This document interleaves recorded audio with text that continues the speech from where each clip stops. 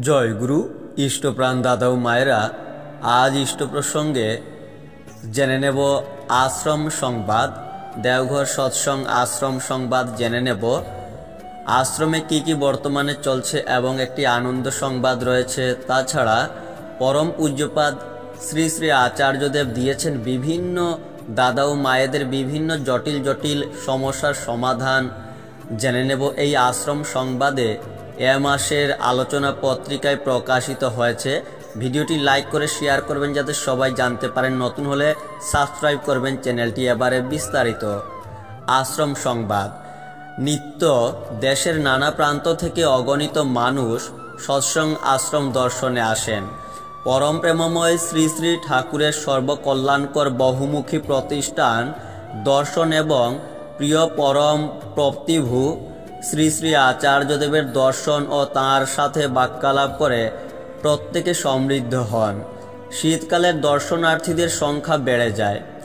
গত 1 ফেব্রুয়ারি আচার্যদেবের দর্শন ও তাঁর সাথে বাক্যালাপ করেন 28 জন চিকিৎসক। এদের মধ্যে 8 জন লন্ডনের বাসিন্দা। প্রত্যেকের বয়স প্রায় 80 বৎসর। প্রতি বৎসর শীতকালে তারা একত্রে দেশের নানা স্থান ভ্রমণ করেন। এরা সকলে 1964 সালের MBBS ব্যাচ। ওই ব্যাচের অন্যতম প্রবীণ চিকিৎসক ডক্টর মৃণাল বিশ্বাস বললেন, পাঠ্য অবস্থায় শ্রী শ্রী ঠাকুরের সৎমন্ত্র গ্রহণ করি। বাড়ির আর্থিক সচ্ছলতা ছিল না। এক মুষ্টি চাল দিয়ে ইষ্টভীতি নিবেদন করতাম। বাড়ির অবস্থা উল্লেখ করে শ্রী শ্রী ঠাকুরের কাছে আশীর্বাদ প্রার্থনা করে চিঠি লিখেছিলাম। শ্রী শ্রী ঠাকুর 68 নং সূর্য সেন স্ট্রিট সৎসঙ্গ কেন্দ্র থেকে পড়াশোনা চালিয়ে যেতে নির্দেশ দেন। শ্রী শ্রী ঠাকুরের আদেশ পেয়ে ওই কেন্দ্রে থেকে MBBS পাশ করি। আমার পরিবারের সকলে দীক্ষিত। দর্শনার্থীরা জানালেন তারা এখানে এসে খুব শান্তি অনুভব করছেন। আচার্যদেব তাদের পানীয় জল এবং ভ্রমণ উপযোগী খাদ্য সামগ্রী সঙ্গে দিলেন। রাত্রে তারা আনন্দবাজারে প্রসাদ গ্রহণ করেন। ডক্টর কৃতিসুন্দর মণ্ডল উনাদের আনন্দবাজারে নিয়ে যান। নিত্য অগণিত ইষ্টভ্রাতা ভগ্নী জাগতিক সমস্যায় বিধ্বস্ত হয়ে আচার্যদেবের সন্নিধানে আসেন। সমস্যাদি শুনে আচার্যদেব তাদের সমাধানী উপায় নির্দেশ করেন। তার সমাধানী সহজ সরল তুকগুলি জীবনে চলার পথকে সহজ ও সরল করে তোলে। সমস্যা পীড়িত ব্যক্তিরা আচার্যদেবের সমাধানী বাণী শুনে সমস্যা মুক্ত হন। সাম্প্রতিক কয়েকটি দিনের সমাধানী প্রদত্ত হল। এক যুবক ছেলে, 19-20 বছর বয়স, তার কোনো কাজ করে না। বাবা মা উভয়ে ছেলে সম্বন্ধে অভিযোগ জানালেন। ছেলেটি লেখাপড়া বা কোনো কাজের সঙ্গে যুক্ত নয়, কোনো কাজই জানে না। ছেলেটির দিকে তাকিয়ে শ্রী শ্রী আচার্যদেব বললেন, আমার মনে হয় মা বাবার দোষ। তার ছোট বয়সে তাকে কাজে লাগায়নি।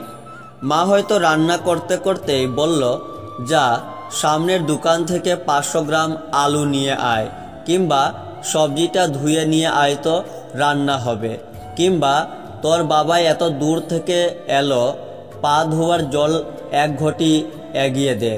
ঠাকুর প্রণাম করার পর মা বলবে, যাও তোমার বাবাকে প্রণাম করে এসো। বাবাকে প্রণাম করার পর বাবা বলবে, মাকেও প্রণাম করতে হয়।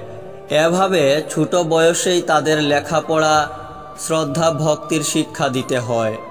যে ছেলে মেয়ে বাবা মায়ের প্রতি শ্রদ্ধা, ভক্তি পরায়ণ, তারাই ইষ্টপ্রাণ হয়ে ওঠে। তাদের দিয়ে অনেক বড় বড় কাজ হতে পারে। তারাই কালে কালে করিতকর্মা হয়ে ওঠে। লেখাপড়াতেও যোগ্যতা অর্জন করে, কাজও খুঁজে পায়। একটা স্কুলের রকমারি সমস্যা নিয়ে শিক্ষকবৃন্দ, স্কুলের সম্পাদক, প্রধান শিক্ষক, বহু অভিভাবক সকলের মধ্যে সমস্যা নিয়ে কথা চলছে। অনেকে সমস্যা নিয়ে বলছেন ছাত্ররা অমনোযোগী, শিক্ষকরা মতামত দিচ্ছেন। শিক্ষাদানের পদ্ধতি নিয়ে কথা হচ্ছে, কিভাবে শিক্ষাকে আকর্ষণীয় করে তোলা যায় ইত্যাদি কথার ফাঁকে এক অভিভাবিকা জানালেন, আমার ছেলেও অবাধ্য ছিল, কিন্তু সম্প্রতি আমরা পরিবারের সকলে শ্রী শ্রী ঠাকুর অনুকূলচন্দ্রের সৎ মন্ত্রে দীক্ষা গ্রহণ করেছি। তাঁরও অদ্ভুত পরিবর্তন লক্ষ্য করছি। এখন আমাদের সাথেই ভরে ওঠে, আগে বেলায় উঠত, নাম ধ্যান কিছুক্ষণ অভ্যাস করে ইষ্টভৃতি নিবেদন করে জল থানকুনি খায়, পড়তে বসে, আর পড়ার কথা বলতে হয় না। যখন যা করণীয় নিজে থেকেই করে। আমার বিশ্বাস ওই মন্ত্রের একটা বিশেষ শক্তি ও প্রভাব আছে। ওই মায়ের কথা শুনে অন্যান্য অভিভাবকগণ নিজ নিজ সন্তানদের দীক্ষিত করার জন্য ব্যস্ত হয়ে পড়েন। কলেজে পাঠরতা দুটি মেয়ে আশীর্বাদ প্রার্থনা করল।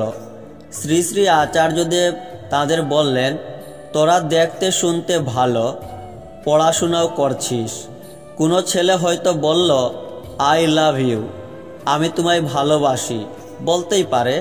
তাদের পাত্তা দিবি না। তোরা নিজের ব্যক্তিত্ব নিয়ে চলবি। নিজের পছন্দ যোগ্যতা সম্পন্ন ছেলে যাদের সাথে তোদের বিয়ে চলতে পারে, সেই পাত্রের সাথে বিয়ে হওয়ায় শ্রেয়। লেখাপড়া শিখে তোদের চাকরি করতে বলছি না, লেখাপড়া শিখে রাখলি, ছেলে মেয়েদের শিখাতে পারলি। ভবিষ্যতে স্বামীর যদি কিছু হয়ে যায় বা উপার্জনে অপরাগ হয়ে পড়ে, তখন যাতে সংসার ভেসে না যায়, সে অবস্থায় সংসারের হাল যেন ধরতে পারিস। গত 23শে মাঘ অর্থাৎ 6 ফেব্রুয়ারি 2025 ইংরেজি পালিত হল পরম প্রেমময় শ্রী শ্রী ঠাকুরের 56তম মহাপ্রয়াণ তিথি। সেদিন সমগ্র আশ্রমবাসী হবিষ্যান্ন গ্রহণ করেন। সন্ধ্যায় ঠাকুর বাংলায় আচার্যদেবের উপস্থিতিতে পরম প্রেমময় শ্রী শ্রী ঠাকুরের নাম সংকীর্তন ও সৎসঙ্গ অনুষ্ঠিত হয়। ব্যক্তি জীবনের নানান সমস্যা, সমষ্টি জীবনের সমস্যা এবং সাংগঠনিক নানান সমস্যার সমাধানের জন্য প্রশ্নকর্তারা আশ্রমের টোল ফ্রি নম্বরে যোগাযোগ করছেন। এজন্য আশ্রমের জনসংযোগ কেন্দ্র কমিউনিকেশন সেন্টার সকাল 8টা থেকে রাত্রি 8টা পর্যন্ত খোলা থাকে। টোল ফ্রি নাম্বারটি হল 1800-345-0122। শুক্রবার এবং আশ্রমের উৎসবের দিনগুলি কমিউনিকেশন সেন্টার বন্ধ থাকে। বিভিন্ন বিভাগের কাজ যথারীতি এগিয়ে চলছে। আশ্রম সংবাদে এ মাসে বিভিন্ন সংবাদ প্রকাশিত হয়েছিল আলোচনা পত্রিকায়। সেই আশ্রম সংবাদ থেকেই কিছু সংবাদ আমরা তুলে ধরলাম ভিডিওতে। শেয়ার করতে পারেন আপনারাও। জয় গুরু।